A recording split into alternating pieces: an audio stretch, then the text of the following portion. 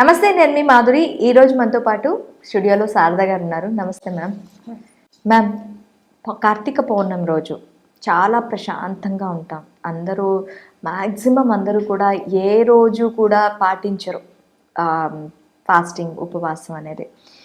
కానీ కార్తీక పౌర్ణమి వచ్చేటప్పటికి ప్రతి జీవి మనకు ఉపవాసం చేస్తూ ఉంటుంది. అలాంటి టైంలో మనం ఆత్మదర్శనం అనేది చేసుకుంటూ ఉంటాం. సో ఇలాంటి టైంలో ఎలాంటి టెక్నిక్స్ పాటిస్తే మనకి అబండెన్స్ అనేది వస్తుంది? దీనికి ఒక విషయం చెప్తానండి. మనం చాలామంది ఇంట్లో దీపాలు పెట్టుకుంటూ ఉంటాం. ఎందుకు? పాజిటివ్ ఎనర్జీ రావటం కోసం. మన ఇల్లు కూడా దీపమయం అవ్వాలి, ఆ వెలుతురులో మనం బతకాలి. భగవంతునికి దీపం పెడతాము, లైట్స్ వేసుకొని అదే మన ఇంట్లో పెట్టుకుంటే మన ఇంటి వరకే వెలుగు ఉంటుంది. అదే దాన్ని తీసుకొని వీధిలో పెడితే వీధంతా వెలుగుతుంది. దాన్ని తీసుకెళ్ళి ఆకాశంలో పెడితే ఆకాశ దీపం అవుతుంది. ఆకాశం అంతా వెలుగునిస్తుంది. ఆకాశానికి దీపం అవసరం అంటారా? ఇప్పుడు ఆకాశ దీపం మనకి కార్తీక పౌర్ణమి రోజు మాత్రమే పెడుతున్నారు.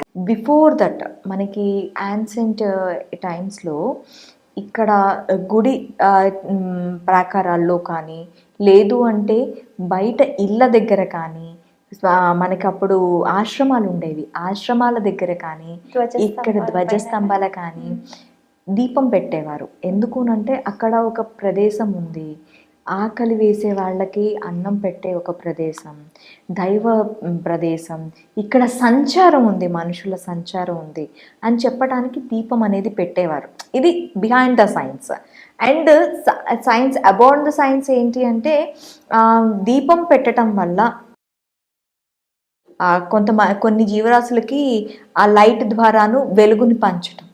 ఏ దీపాన్నైనా సరే ఆపం, అది ఆరిపోతేనే ఆనందమయం అవుతుంది. ఆరిపోవడం అనే పదం కూడా మనం యూజ్ చేయం. ఆనందమయమైంది, లేకపోతే దీపం కొండెక్కింది అని చెప్తూ ఉంటాం. అయితే మనం ఇలా చేస్తుంటాం కదా, ప్రతి నెలలో మనము దీపం పెట్టుకుంటాము, ప్రతిరోజు పెట్టుకుంటాం. కానీ కొన్నిసార్లు పెట్టాం. ఈ కార్తీక మాసంలో, కార్తీక పౌర్ణమిలో ఆకాశ దీపాన్ని వెలిగించడం ద్వారా, ఒక ఇంట్లోనే దీపం పెట్టుకున్నాం అనుకోండి, మన ఇంటికి వెలుగు వస్తుంది. అదే వీధిలో పెట్టామనుకో అందరికీ వెలుగిస్తుంది. అదే ఆకాశంలో పెట్టాము అనుకోండి, ఆకాశాన్ని అంతా దీపం ఇస్తుంది. ఎవ్వరూ ఆకాశంలో దీపం పెట్టాల్సిన అవసరమే లేదు మేడం. ఎందుకంటే భగవంతుడే ఈ సృష్టి ఆవిర్భవించినప్పుడే దీపాన్ని వెలిగించేశారు. అనేక చుక్కల ద్వారా, సూర్యుడి ద్వారా, చంద్రుడి ద్వారా ఎంత వెలుగు. ఆ వెలుగు పోల్చుకుంటే మనం ఎన్ని దీపాలు పెట్టినా వేస్ట్. అంతెందుకు, కార్తీక మాసంలో అయ్యప్ప స్వామి జ్యోతి ఆవిర్భవిస్తుంది. సంవత్సరంలో ఒక్కసారి మాత్రమే అరుణాచలంలో దీపాలు పెడతారు, 7 దీపాలు పెడతారు, ఒక్క దీపమే కనిపిస్తుంది.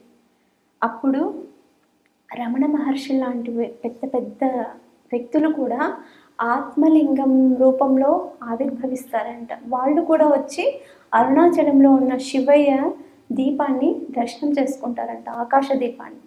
అంటే ప్రతి ఒక్కరూ ఆకాశ దీపం కార్తీక పౌర్ణమి రోజు, ఏ రోజు పెట్టకపోయినా, కార్తీక మాసం మొత్తం రోజులు పెట్టకపోయినా, కార్తీక పౌర్ణమి రోజు కంపల్సరీగా ఎవరెవరి ఇళ్ళలో వాళ్ళు దీపం పెట్టుకోవాలి. అది ఎలా పెట్టుకోవాలి అంటే, ఇప్పుడు మనము ఇంట్లో ప్రమిద ఉంటుంది, ఆ ప్రమిదని మన టెర్రస్ పైన పెట్టుకోవచ్చు. అది కూడా ఆకాశ దీపమే. మనం ప్రతి ఒక్కరు గుడికే వెళ్ళాలి, దేవాలయంలో ధ్వజస్తంభం దగ్గరే పెట్టాలి అనేమి లేదు. అలా వెళ్ళి పెట్టినా సంతోషమే. అలా పెట్టలేనప్పుడు ప్రతి కార్తీక మాసం, ఈ కార్తీక సోమవారం రోజు ఇంట్లో పెట్టే దీపం కాకుండా, వీధిలో పెట్టే దీపం కాకుండా ఆకాశ దీపాన్ని కూడా మనం పెట్టాలి. ఎందుకంటే మన పూర్వీకులు పరమపదించి ఉంటారు. దీపావళి ఫెస్టివల్కి మనకు ఇక్కడికి వస్తారు. వాళ్ళకు పర్మిషన్ ఇస్తాడు భగవంతుడు. మీ పిల్లలు ఏం చేస్తుంటారు అని బెంగ పెట్టుకొని ఉంటారు కొంతమంది. చూసేసి రాపోండి, మీ ప్రపంచాన్ని చూసేసి రాపోండి అని భగవంతుడు పంపిస్తే వాళ్ళంతా తిరుగుతూ ఉంటారు. వాళ్ళు నా పిల్లలు ఏం చేస్తున్నారు అనేది మొత్తం విజిటింగ్ చేసుకున్న తర్వాత వెళ్ళిపోతూ ఉంటారు. వెళ్ళిపోయే రోజు ఆకాశ దీపం పెట్టామనుకోండి, వాళ్ళకి స్వర్గానికి దారి ఈజీ అవుతుంది. చాలా ఈజీగా వెళ్ళిపోతారు, ఆనందంగా వెళ్ళిపోతారు. ప్రతి మనిషి శరీరము ఒక ఆత్మ రూపంలోనే బయటకు వెళ్ళిపోతుంది. ఇప్పుడు ఒక చుక్కను చూస్తాం, ఒక చుక్క రాలిపోయిందంటే ఎవరో ఒకరు పరమపదిస్తేనే ఒక చుక్క రాలిపోతుంది.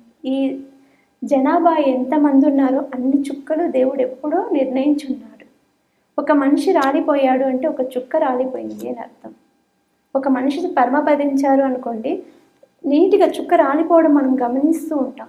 ఒక మనిషి యొక్క ఆత్మ కింద ప్రాణం వదిలేస్తుంది అని అర్థం. అలా మన ఆత్మ కూడా శుద్ధిగా ఉండాలి. ఎప్పుడు మన ఇంటి వెలుగునే మనం చూసుకోకూడదు, వీధిలో వాళ్ళు కూడా బాగుండాలి, ఈ దేశము ఈ ప్రజలందరూ బాగుండాలి, పాజిటివిటీతో ఉండాలి, పాజిటివ్గా బతకాలి. ఇలాంటి సెలబ్రేషన్స్ చేసుకోవడం వల్ల అందరూ ఒక యూనిటీగా వస్తారు, అందరూ కలిసిమెలిసి దీపాలు పెట్టుకుంటారు.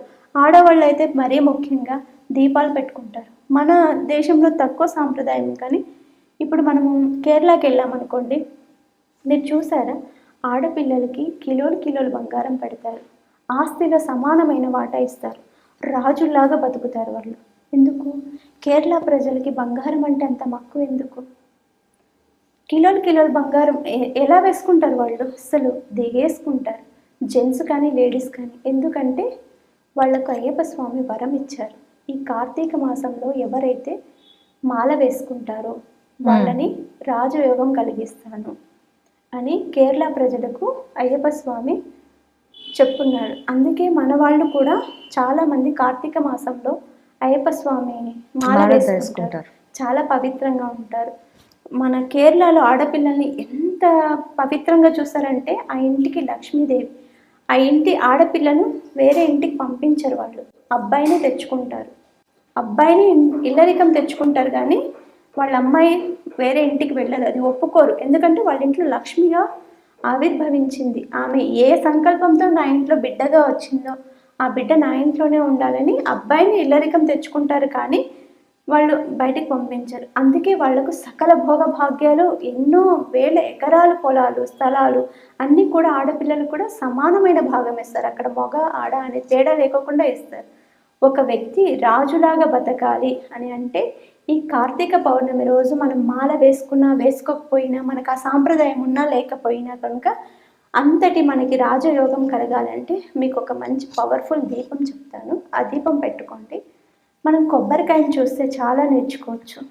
పూర్ణ ఫలం, అది పూర్ణం అంటే సంపూర్ణంగా ఉంటుంది, దాంట్లో ఎవరు నీళ్లు పొయ్యలేరు. అవును, అవి వాటికి అంతగా అవే జనరేట్ అయ్యి ఆవిర్భవిస్తుంది. అందులో టెంక చూడండి ఎంత తెల్లగా ఉంటుందో, ఆ తెల్లటి టెంక పౌర్ణమి వెలుగులాగా అనిపిస్తుంది. కొబ్బరి చిప్పని చూస్తే ఎంత వైట్నెస్ ఉంటుంది, దాంట్లో ఎవరైనా కలర్ అద్ది ఉంటారా? లేదు కదా, న్యాచురల్ బ్యూటీ అది కొబ్బరికాయ. అలాంటి కొబ్బరికాయ ఒకటి తెచ్చుకోండి పౌర్ణమి రోజు, దాన్ని కొట్టేసేయండి, 2 చిప్పలు వస్తాయి, కొబ్బరి చిప్పలు 2 వస్తాయి మనకి. ఆ చిప్పల్లో కొబ్బరి నూనె వేసి మీరు ఆకాశ దీపం పెట్టండి. అంటే కొబ్బరి తీసేయాలా లేకపోతే? లేదు, కొబ్బరి అలానే కొట్టేసేయాలి, కొబ్బరి కొట్టేయాలి. దేవుడి దగ్గర కొట్టకండి, నార్మల్గా కొట్టేసేయండి కొబ్బరికాయ. నార్మల్గా దానికోసం ఒక కొబ్బరికాయ సపరేట్గా తెచ్చుకోండి. దేవుడు కొట్టే కొబ్బరికాయ కాకోకుండా మనం నార్మల్గా ఎక్స్ట్రా కొబ్బరికాయ తెచ్చుకోవాలి. ఆ రోజు దాన్ని కొట్టేసేయండి, 2 చిప్పలు వస్తాయి. ఆ 2 చిప్పల్ని క్లాత్తో తుడుచుకోండి. తడి ఉంటుంది కదా, తడి ఉంటే దీపం వెలగదు, తుడిచేసేయండి నీట్గా. ఒక వైట్ కలర్ క్లాత్ పెట్టేసి కొబ్బరి చిప్పని తుడిచేసేయండి. దాంట్లో కొబ్బరి నూనె, ప్యూర్ కొబ్బరి నూనె పూజా స్టోర్స్లో దొరుకుతుంది, అందులో వేయండి. కొంచెం పచ్చకర్పూరం వేయండి, 2 ఒత్తులు, అది దాంట్లో 2 దీంట్లో 2, లేకపోతే దాంట్లో ఒకటి దీంట్లో ఒకటి, 2 ఒత్తులు వేసేసి కింద ఒక ప్లేట్ లాంటిది తీసుకోండి. ఒక ప్లేట్లో, ఇత్తడి ప్లేట్ అయితే మంచిది, రాగి ప్లేట్ అయితే మంచిది, స్టీల్ మాత్రం యూజ్ చేయకండి. ఇత్తడి కానీ రాగి కానీ, ఇంకా ఉంది వెండి అన్నా పెట్టుకోవచ్చు, బంగారం ఉందన్నా పెట్టుకోవచ్చు. ప్లేట్ పెట్టేసుకొని ఈ 2 కొబ్బరి చిప్పల్ని దాంట్లో దీపం వెలిగించి మీ సంకల్పం ఏముంది, మీరేమనుకుంటున్నారు, మీకు డబ్బు పరమైన, ఆర్థిక పరమైన, ఇంటి పరమైన, ఇల్లు చాలామంది కట్టుకోవడానికి చాలా ఇబ్బంది పడుతున్నారు, అలాంటి వాళ్ళకు కూడా ఇంటి సంకల్పము కూడా చేసుకొని 2 దీపాలని పెట్టి, పూలు నైవేద్యం పెట్టి, కొబ్బరికాయ కొట్టుకొని ఆ దీపానికి కూడా అగరబత్తులు చూపించేసి ఒక బెల్లం ముక్క పెట్టేసి పైన ఆకాశ దీపంలాగా పెట్టేసిరండి. ఓకే, మీకు నెక్స్ట్ ఇయర్ కంతా మీరు ఏమై అనుకున్నారో అది ఖచ్చితంగా 100% జరుగుతుంది. ఈ కార్తీక మాసంలో కార్తీక పౌర్ణమి రోజు ఈ కొబ్బరి చిప్ప వల్ల చేసే పుణ్యం అనేది మనకి కోటి జన్మల పుణ్యాన్ని ఇస్తుంది.